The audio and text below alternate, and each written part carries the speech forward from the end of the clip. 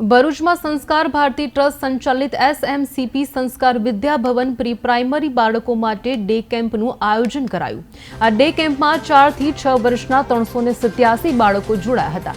Day કેમ્પનો મુખ્ય હેતુ બાળકોની વયને અનુરૂપ અસંખ્ય આઉટડોર પ્રવૃત્તિઓથી પરિચિત કરવાનો હતો। કેમ્પમાં બાળકોએ ધ્યાન, યોગા, ઓમ ચેટિંગ અને કહી શકાય કે ગ્રુપ એક્ટિવિટી સાથે રમતનો આનંદ માણ્યો હતો।